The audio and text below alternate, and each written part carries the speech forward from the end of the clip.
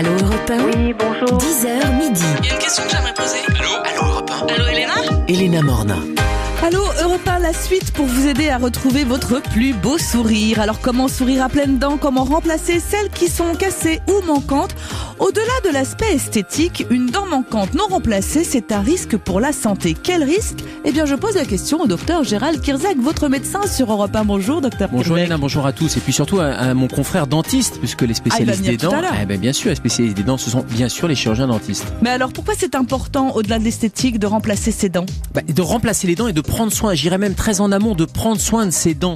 Juste un exemple, les sportifs de haut niveau, la première chose qu'ils font, c'est qu'ils vont voir le dentiste parce que c'est fondamental d'avoir une belle et une bonne dentition, parce que ça peut être des foyers infectieux, des nids à bactéries, et ça a des répercussions sur l'ensemble de l'organisme. Et puis on imagine bien quand on a une dent qui est un peu cassée ou qui est en train de s'effriter, eh bien les conséquences, pas seulement esthétiques, mais les conséquences tout court sur la mastication. Bref, la dentition, c'est vraiment fondamental pour la vie. Elena Morna. Remplacer une dent, quelles sont les solutions sans se ruiner? 3921, europe1.fr pour vos questions. Docteur Gérald Kirzac, votre médecin sur Europe 1, et docteur David Gutmann, chirurgien dentiste, vous conseille en direct. Bonjour docteur Gutmann. Bonjour Elena, bonjour. On commence par le b.a.-ba. Qui sont les ennemis qui font tomber nos dents? Ou plutôt, quel est déjà le premier ennemi qui fait tomber nos dents? C'est évidemment le sucre. Voilà, les caries. Voilà, alors il faut déjà savoir que c'est pas le sucre en lui-même qui est nocif pour les dents. Quand on ingère des aliments, quand par exemple on mange des sucreries, le sucre va donc aller dans la bouche, va être digéré, va être ingéré par des bactéries. Ces bactéries vont libérer un certain acide. Et c'est cet acide-là qui va se déposer sur les dents et qui va entraîner des caries. Donc effectivement, c'est pas le sucre en lui-même, mais plus on évite le sucre, plus on évitera l'acide et plus on évitera les caries. Dans les autres ennemis, on trouve bien sûr les chocs qui font casser les dents ou tomber les dents. Voilà, le tabac. Le tabac, oui, le tabac. Il faut qu'ils le disent tous les jours. Mais tant qu'elle n'a pas arrêté de fumer, Elena, et tant que nos auditeurs n'ont pas tous arrêté de fumer, il faudra le rappeler. Effectivement, sauf que le tabac, la nicotine, c'est pas la dent en elle-même, c'est ce qu'on appelle la gencive, c'est parodonte. C'est-à-dire que c'est tout ce qui est fondation de la dent. Et effectivement, la nicotine entraîne beaucoup de déchaussement dentaire et donc et le déchaussement, si ça en fait partie, là, justement. Bien sûr, la nicotine entraîne des déchaussements dentaires. Donc la perte d'une dent à terme, bien sûr. Alors quand on a une dent cassée ou une dent manquante, quelle est la solution? On commence par la dent cassée de Corinne sur europe1.fr qui nous dit est-ce qu'un inlay sur une dent cassée est plus approprié qu'une couronne? C'est quoi un inlay? C'est une très bonne question. Alors un inlay, bon déjà il y a dent cassée et dent cassée. Un inlay en gros c'est comme un plombage, comme un amalgame, sauf que c'est en céramique, c'est en porcelaine, c'est la même matière qu'une couronne et c'est beaucoup plus solide qu'un amalgame. Ouais. Donc en gros, quand on a une grosse carie, quand la dent est vraiment cassée de façon importante, oui, l'inlay est beaucoup plus préférable qu'un simple amalgame. Et l'avantage, c'est qu'il coûte beaucoup moins cher qu'une couronne. J'ai vu entre 200 et 500 euros. Oui, sauf que c'est deux choses différentes. Alors une couronne, on va dire qu'on met une couronne vraiment quand la dent est très abîmée. Oui. Un inlay quand la dent est moyennement abîmée. Donc c'est deux choses différentes. Voilà. Il y a des degrés de fracture. L'inlay ne remplace pas une couronne. Gérald. Et donc on va en profiter sur ces fractures de dents ou sur ces dents suite à un choc qui vont parfois tomber. Alors soit de manière c'est une fracture, c'est un morceau de dent, soit c'est carrément la dent. Le bon réflexe c'est de la garder en bouche cette dent et d'aller consulter un chirurgien dentiste. On avait parlé dans cette émission de petits kits pour recoller soi-même, etc. Ça il faut oublier.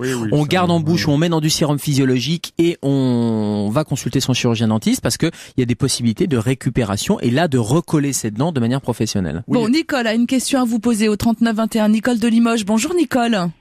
Oui, bonjour. Alors vous aviez une question concernant deux implants qu'on vous a posés en 2012. Implants. Voilà, 2012, deux implants sur 26 et 27. Et depuis, j'ai toujours eu mal. Donc j'ai revu le stomato, le chirurgien. Donc je l'ai rappelé. Dès que ça a été fait, j'ai compris qu'il y avait quelque chose qui s'était passé. Il n'a jamais voulu m'écouter. Donc je lui ai demandé de les enlever. Il m'a dit que ça s'enlevait pas. Alors il a pensé que ça venait de la dent 24 qui m'a fait dévitaliser pour rien du tout et j'ai toujours mal depuis 5 ans. Je l'ai revu l'année dernière, il m'a fait enlever les prothèses pour voir si ça améliorait. Ça n'a rien changé. Depuis maintenant je vis sans les prothèses et j'ai toujours la douleur. Et maintenant évidemment il me dit qu'on ne peut pas les enlever parce que ça risque bien sûr de faire des... Et il y a quand même eu une greffe de sinus sur la 27. D'accord, alors docteur Gutmann va vous répondre Nicole. La question déjà, c'est donc, vous avez toujours les implants en bouche actuellement? Oui. Et est-ce qu'il a fait une panoramique Une radio panoramique. Oui, il n'y a pas du tout d'infection, tout est bien, mais j'ai comme une gêne, comme si on m'avait enfoncé un pieu dans la bouche, et si on l'enlevait, il me semble que ça me soulagerait. Eh ben, de toute façon, ce qui est clair, c'est qu'une douleur n'est jamais normale. Même, effectivement, parfois à la panoramique, parfois à la radio, on voit pas grand-chose. Hein. Mais c'est pas parce qu'on voit pas grand-chose que tout va bien. Si vous avez une gêne, si vous avez une douleur, et si vous sentez qu'effectivement la douleur vient des 26-27, le chirurgien doit vous les enlever. Un implant, ça se retire. Donc c'est un menteur, parce qu'il a dit que ça se retirait pas. Je dis pas que c'est un menteur. Moi je dis. Voilà, mais on dit souvent que les dentistes sont des menteurs, donc ou des arracheurs de dents, comme les arracheurs de dents. Mais c'est pas le cas. Non, vous arrachez parfois les dents. Non, en l'occurrence, c'est tout. Non, mais ce qui est important pour notre auditrice, c'est qu'elle peut très bien prendre, si elle a vu son chirurgien dentiste, et on a discuté, et qu'à un moment donné, il y a le dialogue qui est un peu rompu ou qui veut absolument pas regarder les choses, c'est peut-être de prendre un deuxième avis. Ça peut être un moyen. Plusieurs avis. Et moi, de toute façon, ce qui est clair, il faut toujours écouter le patient. Ça veut dire que si vous avez mal, c'est que vous sentez quelque chose, c'est qu'il y a quelque chose qui va pas. Et on va pas vous dévitaliser le 24, puis la 23, puis la 22, ainsi de suite. Si vous sentez qu'il y a un problème au niveau des 26-27, voyez effectivement un deuxième avis et voyez ce qu'on vous dit. C'est quoi quand on dévitalise une dent, ça? C'est-à-dire que la dent est morte? Oui, en gros, une dent, c'est comme un arbre avec la sève. Quand l'arbre est vivant, il y a de la sève, il est vraiment très résistant. Quand une dent est dévitalisée, il y a plus de sève, elle est cassante, et c'est là où il faut mettre une couronne, justement, comme on a parlé tout à l'heure. Et on ne dévitalise pas une dent comme ça. C'est-à-dire qu'une dent dévitalisée est toujours moins résistante, plus fragile qu'une dent vivante. Et il ne faut pas dévitaliser juste pour dire on calme la douleur. Non. Nicole, un deuxième avis s'impose en ce qui vous concerne. Je vous remercie pour votre appel. Alors on va parler des autres solutions pour remplacer des dents manquantes et notamment de l'appareil amovible, puisqu'on a quelques questions sur l'appareil amovible. Il n'a plus rien à voir avec les dentiers d'antan, non, il est économique et il permet d'économiser parfois dans l'attente d'un bridge ou d'un implant, justement. On verra si c'est un bon conseil. C'est le moment de poser vos questions au 3921 ou sur europe1.fr. Restez bien à l'écoute, le jeu revient sur Europe 1. Allô Europe 1. J'ai une question à vous poser. 10h midi. Allô Elena. Elena Morna. Et nous sommes au téléphone avec Nadine qui nous a contacté au 3921. Bonjour Nadine. Oui, bonjour au docteur. Bonjour. Alors vous avez besoin d'une question, vous avez besoin en fait d'un conseil concernant les implants. Vous devez en faire. On vous a fait un devis quand même à 5 000 €. Voilà. Alors en fait, moi si vous voulez, c'est pas une dent que j'ai contre mon dentiste, c'est deux. Parce qu'en fait, je vais vous expliquer, je suis allée pour me faire soigner une dent et il m'a dit qu'il manquait de l'os. Donc à 2 dents. Et bon, c'est tout. Après, je suis repartie comme ça. Et quelques années après, j'y suis retournée. Et là, j'y suis allée pour un soin à droite. Il m'a littéralement cogné, la dent. J'avais un plombage entre ces 2 dents où il manquait de l'os. Et en fait, il m'a dit comme ça, comme il m'a fait 2 détartrages très rapprochés, il m'a dit vous ne tarderez pas à avoir mal. Et effectivement, quelques temps après, j'ai commencé à avoir mal. Et puis j'ai les dents qui ont commencé à bouger. Et donc là, j'ai carrément changé de dentiste. Et puis il m'a dit écoutez, là, il faut faire des implants. Et là, par contre, j'en ai pour 5 000 € pour 2 implants. Alors, est-ce que 5 000 € c'est le bon prix? Est-ce qu'on peut trouver moins cher? Non, je suis conscient que 5 000 € était un très gros budget, une énorme somme, mais 5 000 € pour 2 implants, ce sont les tarifs. Oui, ce sont les tarifs. 5 000 €, c'est certainement implant plus couronne qui va par-dessus. Et est-ce qu'il n'y a pas une autre alternative aux implants, justement? On parlait de l'appareil amovible. Est-ce que ça peut... bien sûr qu'il y a une alternative qui est l'appareil amovible. Maintenant, alors, on en parle un peu de l'appareil amovible, parce qu'on va revenir sur les implants pour vous, Nadine. C'est important, ces appareils amovibles, parce que ils sont moins chers que tous les autres soins. Moi, j'ai envie de dire quels sont leurs inconvénients. Pour l'instant, j'ai pas vu. En tous les cas, quand on doit se faire poser des implants comme Nadine, qui peuvent coûter 5 000 €, est-ce que l'appareil amovible, c'est pas l'occasion? Parce que c'est plus du tout comme les dentiers de nos grands-parents, là. Ils sont beaucoup mieux aujourd'hui. C'est beaucoup mieux aujourd'hui. Est-ce que vous l'avez en bouche? Non. Je peux vous dire réellement, avoir un dentier ou un appareil amovible, quelque chose qui bouge en bouche, c'est très désagréable. Même si ça a bien évolué, mais c'est quand même très désagréable. Bien sûr. Et pour 2 dents, vous vous rendez compte, c'est-à-dire que ça met tout un dentier juste pour deux petites dents. Par contre, il y a une alternative, c'est le bridge qui peut être moins cher que l'implant. Mais le bridge, ça veut dire quoi? Bridge, ça veut dire pont en anglais. Ça veut dire qu'il faut que ça puisse s'appuyer sur 2 piliers, c'est-à-dire sur 2 dents qui sont saines autour. Donc c'est pas le cas pour tous les patients. Donc il y a le bridge. Si le bridge n'est pas possible, il reste l'implant. L'implant, c'est quoi? C'est une tige qui est mise dans l'os. C'est une vis qui va permettre ensuite de fixer une dent. L'implant, c'est pas la dent. L'implant, c'est la tige qu'on va mettre dans l'os et sur cette tige va être branchée une couronne qui est la dent. Le souci du bridge aussi, si il y a une alternative qui est le bridge, c'est que le bridge, il faut quand même abîmer les deux dents de chaque côté. Il faut dévitaliser deux dents en fait. Dévitaliser pas toujours, mais en tout cas, il faut toucher quand même à ces deux dents. Et c'est dommage d'abîmer des dents si c'est pas nécessaire. Donc l'implant reste la meilleure solution, mais qui est un peu onéreuse. En fait, le bridge, ça va coûter à Nadine, si elle le choisit, entre 300 et 1500 € selon la composition. Non, c'est-à-dire que le bridge, vous parlez du bridge. Oui, du bridge. Oui, c'est ça. Le bridge coûtera moins cher certainement que les implants. Le bridge, si c'est deux dents, le bridge peut coûter 2000 €, 2000, 2500 €. Après, tout dépend s'il est fait en métal, en porcelaine. Voilà, plusieurs Pourquoi matériaux. C'est si cher l'implant? C'est la technique chirurgicale. Oui, bien sûr. C'est-à-dire que le matériau en lui-même, l'implant, c'est pas du fer, c'est pas du c'est du titane. C'est quelque chose qui vaut très cher pour le praticien.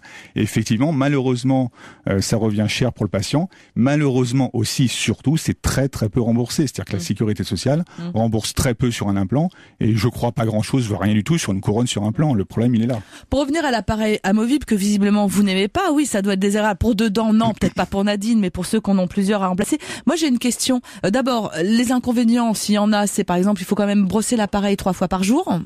Oui. Ouais. Non, mais là, et quand on dort, est-ce qu'on peut dormir avec? Et par exemple, j'imagine la première nuit avec un amoureux, est-ce que ça peut se déboîter?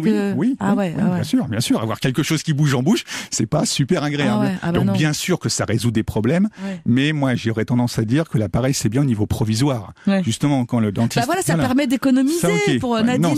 Ça permet surtout pour Nadine de faire la phase provisoire, c'est-à-dire que si Nadine pour l'instant ne peut pas se permettre de faire des implants, oui, on peut lui faire un appareil un dentier. Mais il faut quand même avoir dans l'idée, à terme, qu'elle puisse se mettre quelque chose de fixe. C'est-à-dire ou des implants ou un bridge. Voilà.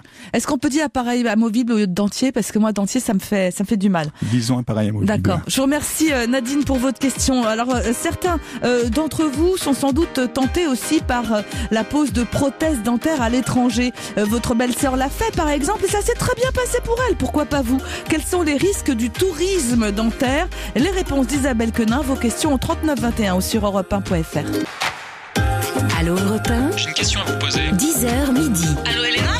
Elena Morna. Comment remplacer une ou des dents sans se ruiner? Quelles sont les nouvelles techniques? Les réponses des docteurs Gérald Kirzek, votre médecin sur Europe 1, et David Gutmann, chirurgien dentiste. Vos questions au 3921.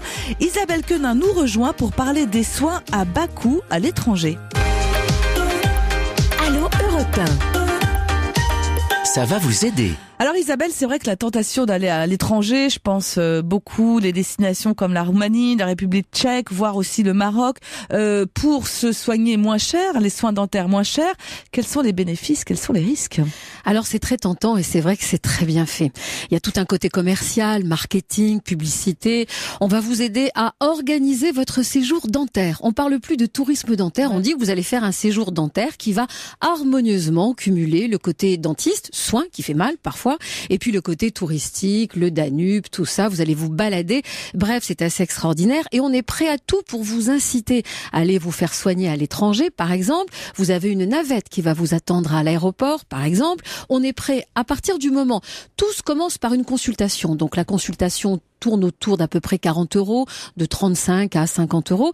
Et à partir du moment où cette consultation, bien sûr, vous n'allez pas vous leurrer, on va pas vous dire, ben non, vous êtes venu pour rien. Il y aura forcément, on va vous trouver quelque chose à faire.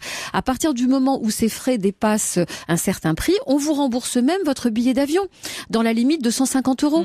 Donc déjà, vous vous dites, bah, c'est intéressant d'y aller en Hongrie parce que, en plus, on me rembourse mon billet d'avion, on m'offre une radio panoramique. Bref, tout ça a l'air assez sérieux et dans certains cas, ça peut l'être parce que j'ai consulté tous les forums. Il y a des gens, effectivement, qui ont été soignés à l'étranger et qui sont ravis. Bon, il y en a d'autres pour qui ça s'est un peu mal passé. Mais en tous les cas, ce qu'il faut dire, c'est que ce tourisme dentaire qui était balbutiant il y a encore 10 ans, maintenant est très organisée. Tous les pays s'y mettent. Le champion, le numéro 1, c'est la Hongrie. Vous avez le Maroc et la Tunisie. Alors, c'est pas inintéressant non plus, parce que Maroc et Tunisie, la plupart du temps, les dentistes ont été formés en France. Donc, quelque part, ils ont fait les mêmes études. Vous avez la Croatie, vous avez l'Espagne.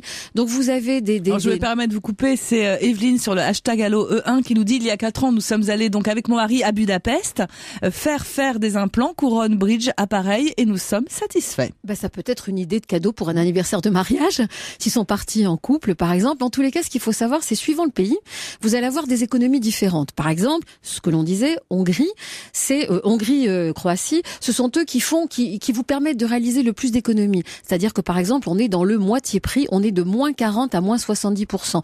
L'Espagne, plus près de nous, propose du moins 30, moins 40%. Donc vous choisissez. Mais attention, ça se passe très très bien, ça s'est passé très bien pour Evelyne. Il y en a d'autres pour qui ça se passe moins bien, parce qu'il y a l'acte, la prothèse et le suivi. Et la prothèse, par exemple, la couronne, l'implant, il faut savoir ce que l'on va utiliser. Et il faut être sûr, par exemple, que le produit qu'on va vous installer quasiment définitivement dans la bouche correspond bien et bien certifié par des mesures, par des normes européennes. Et ça, on le sait pas? Si, vous pouvez demander. C'est-à-dire que si vous décidez de faire cette démarche, d'aller à l'étranger, la première des choses, vous allez vérifier que le dentiste qui va travailler sur vous est bien titulaire d'un diplôme. C'est compliqué, ça a l'air tout simple comme ça, vérifier qu'il a un diplôme, oui, c'est évident. Sauf que vous allez dans une clinique où il y a parfois 11 à 20 dentistes qui sont en train de travailler. Donc, comment savoir s'ils ont tous des diplômes satisfaisants? Deuxième chose, donc vous allez vous assurer que les prothèses qu'ils utilisent, demandez-leur les marques qu'ils utilisent pour savoir si donc elles sont bien aux normes de la communauté européenne.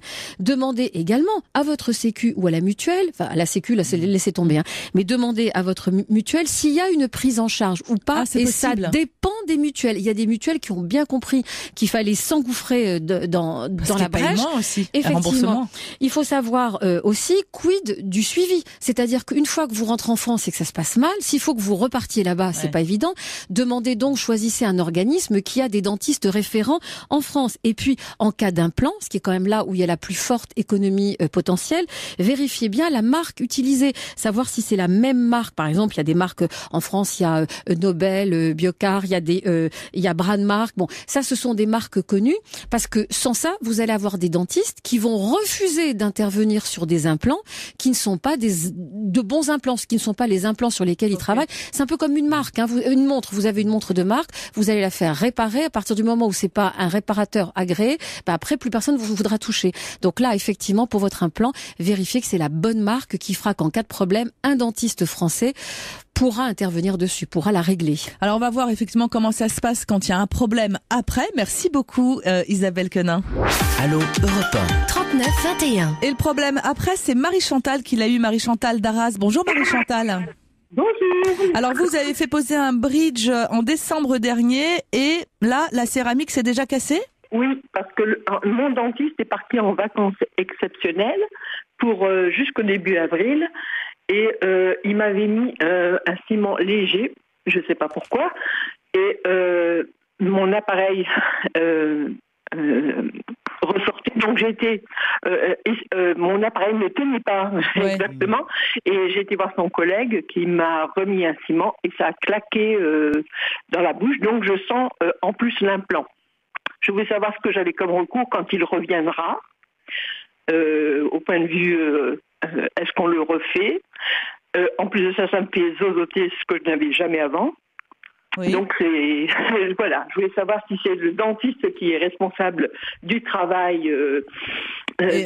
Voilà. Alors, dans ce cas-là, effectivement, quand avec ce ciment provisoire, comment ça se passe? Est-ce que c'est normal? Quels sont les recours pour Marie-Chantal? Alors, ce qui est sûr, c'est que c'est pas normal. Si le bridge a été posé il y a pas longtemps, c'est pas normal qu'il casse, qu'il y ait de la porcelaine qui casse comme ça. Ce qui est sûr, c'est que s'il a cassé, c'est qu'il y a un problème d'adaptation, ce qu'on appelle l'occlusion, c'est-à-dire comment on ferme la bouche. Si l'occlusion est mal réglée, ça veut dire que il faut savoir que sans s'en rendre compte, on ferme la bouche 4500 fois par jour. Donc si l'occlusion est mal réglée, si le bridge est mal positionné, on va 4500 fois par jour taper mal dessus. D'accord. Effectivement, à force, ça casse. Un bridge, ça se répare pas. Ça veut dire que si la porcelaine est cassée, malheureusement, ou heureusement en tout cas peut-être pour vous, il faut tout recommencer. Bon, non, voilà, c'est quand même l'avantage de Marie-Chantal de s'être fait soigner en France avec son chirurgien dentiste qui, bien sûr, va regarder, va faire un état des lieux. Et j'allais dire, ça fait partie du service après-vente. Normalement, s'il y a une casse anormale, bien sûr. Ce qui est un vrai problème quand vous partez, je ne sais où, en Europe ou ailleurs à l'étranger, parce que vous n'allez pas trouver un chirurgien dentiste, et on les comprend, sauf urgence, qui va aller faire ce service après-vente. Merci en tout cas Chantal pour votre appel. Remplacer une dent, quelle solution? 3921 europe1.fr pour vos questions. On se retrouve après cette courte pause. Allô Europe 1. J'ai une question à vous poser. 10h midi. Allô Elena? Elena Morna. Quelle solution pour remplacer une dent manquante? Chantal nous a contacté au 3921. Bonjour Chantal. Oui, bonjour. Alors, vous avez eu un implant sur le devant de la bouche. Oui. Vous vouliez que la dent d'à côté ait la même couleur, c'est ça? Exactement la même couleur. Et que vous a proposé le dentiste? Il m'a proposé de changer les 3 autres dents qui sont sur le devant, c'est-à-dire les 2 qui se trouvent sur la gauche et une qui se trouve à droite de l'implant. Et en attendant, mettre des dents provisoires. D'accord. Alors ça coûte une fortune. Alors je me demandais moi si j'étais obligée de faire les 4, enfin les 3 qui me. C'est des facettes, hein. Ce sont des facettes qui vous a proposé de. Voilà. Donc moi je. En fait, Chantal, tout dépend tout dépend de ce que vous voulez. C'est-à-dire, vous voulez quoi? Vous voulez juste avoir la dent d'à côté de l'implant qui est la même couleur. Exactement la même couleur, la même forme, aussi belle, quoi. Si vous n'en voulez qu'une, le dentiste ne peut en faire qu'une. Voilà. Il peut en faire qu'une? Bien sûr qu'il ne peut en faire qu'une, bien sûr. Alors pourquoi il me propose de faire les 4? C'est pour une raison d'harmonie esthétique. Voilà. Oui. C'est une harmonie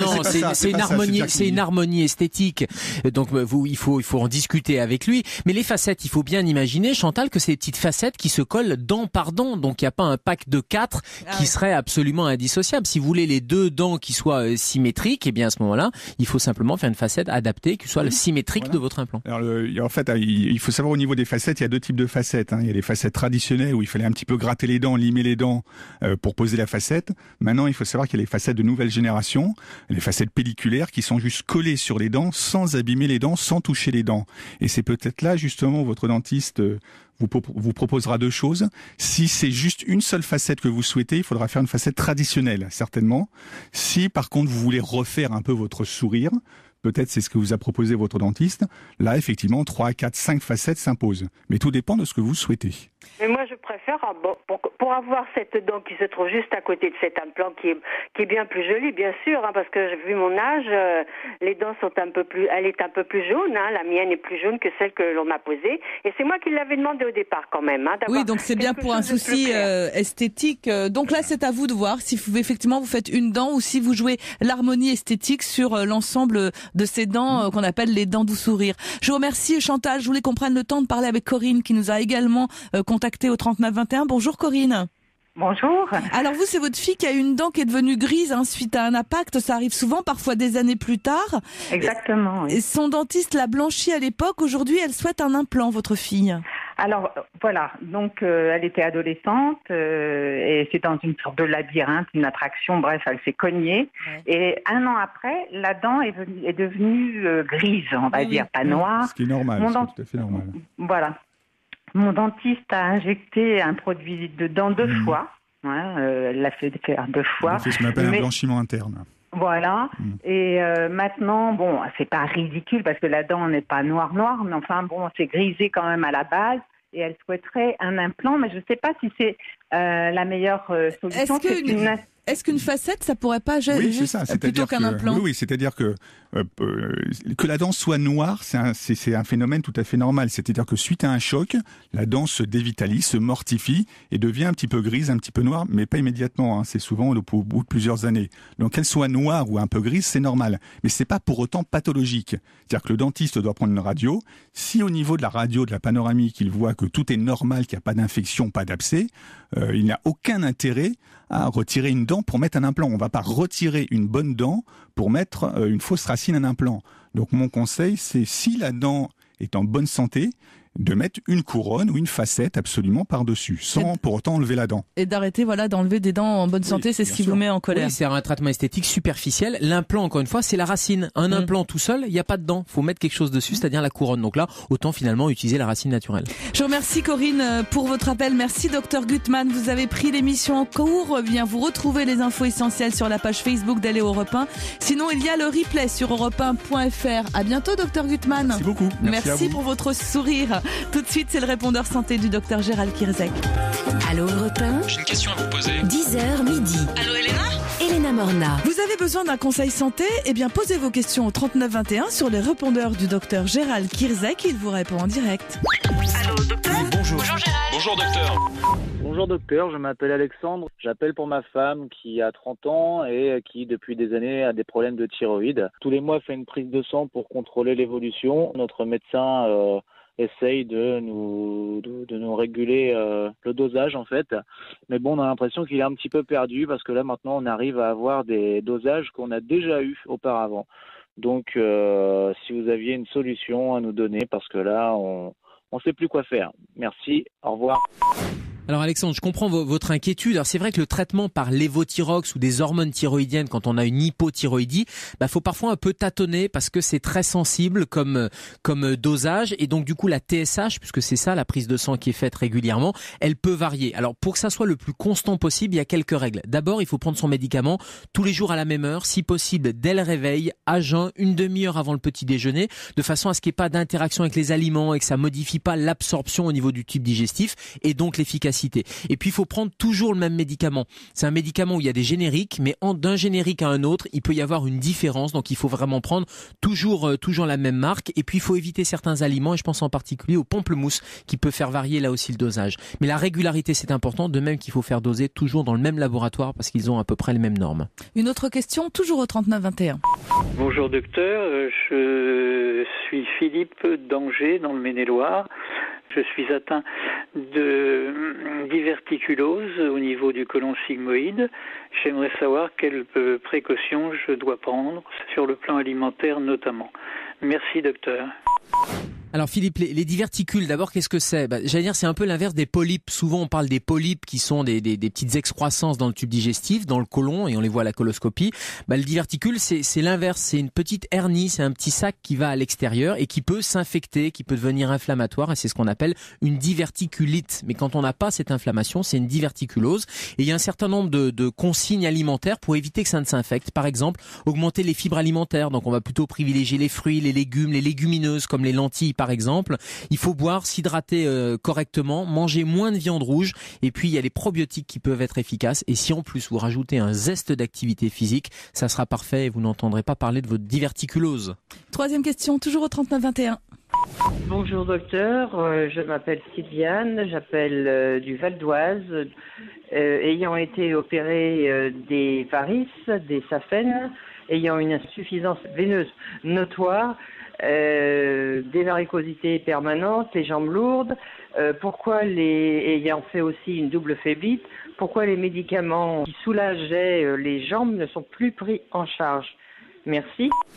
Alors Sylviane, vous soulevez le problème des déremboursements de médicaments qui ont un service médical rendu qui est insuffisant. Et ce fameux SMR, ce service médical, il était insuffisant pour les vénotoniques.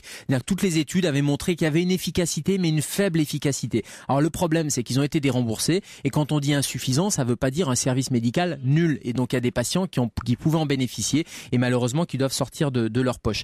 Il y a d'autres petits moyens quand même, on en a parlé dans cette émission. Et je vous donne juste un truc, Sylviane. Oui. Prenez bien le réflexe de passer vos jambes sous l'eau froide le matin et le soir. Ça va être le moyen de renforcer le tonus de vos veines. Merci Dr Gérald Kierzek pour tous vos conseils. On se retrouve demain, Gérald, pour parler de méditation. Ça va vous faire du bien. Ce qui fait du bien aussi, c'est Anne Roumanoff, et ça tombe bien. Elle est là avec son blouson de cuir rouge, ses bottes, mais pas sa moto. Bonjour Anne. Bonjour Elena. Alors aujourd'hui lundi, aujourd'hui on est en pleine forme. On vous parle du printemps, on vous parle du débat de ce soir, on vous parle de la francophonie. Eh bien, on vous retrouve juste après les titres d'Europe Midi présentés aujourd'hui par Maxime Switek et Anissa.